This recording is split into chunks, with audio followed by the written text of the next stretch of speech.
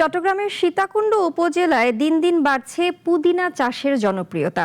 স্বল্প খরচে বেশি লাভ হওয়ায় এই সুগন্ধি ফসলের দিকে ঝুঁকছেন স্থানীয় কৃষকরা।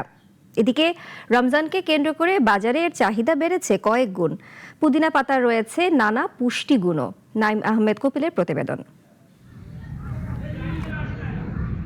পাহাড় ও সমতলের মিশেলে গড়া চট্টগ্রামের সীতাকুণ্ডের উর্বর জমিতে এখন দেখা মিলছে সবুজ পুদিনা পাতার সমারোহ।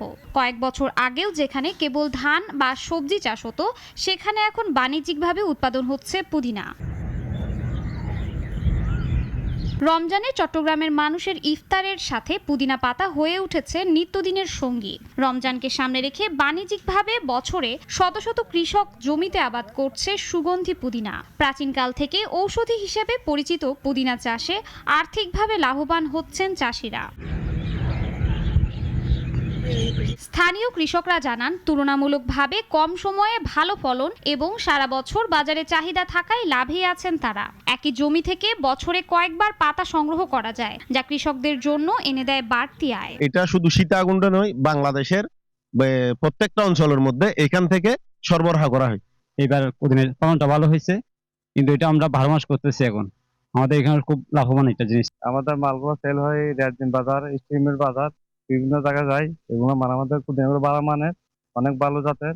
প্রত্যেকটা মাঠের মধ্যে আমরা পুদিনা চাষ করার চেষ্টা করি, এমনকি চেষ্টা করে থাকি। আমরা এখান থেকে ইয়াজউদ্দিন বাজার তথা ঢাকা শহর পর্যন্ত আমরা পুদিনা পাঠিয়ে থাকি। এবছর উপজেলায় 20 হেক্টর জমিতে প্রায় 500 কৃষক পুদিনা চাষ করেছেন বলে জানান কৃষি কর্মকর্তা। 20 হেক্টর জমিতে চাষাবাদ হচ্ছে। এখানে যেসব কৃষক ভাইরা আছে, প্রায় 500 কৃষক ভাই পুদিনা চাষ করেছেন।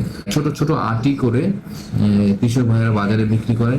সীতাকুণ্ডে এবার 85 মেট্রিক টন পুদিনার উৎপাদন হয়েছে, যার বাজার মূল্য অর্ধ কোটি টাকারও বেশি। সঠিক পরিকল্পনা ও বাজার ব্যবস্থাপনা থাকলে এই ফসল হতে পারে কৃষকদের আয়ের অন্যতম উৎস। শাশ্বতী সরকার, নাগরিক।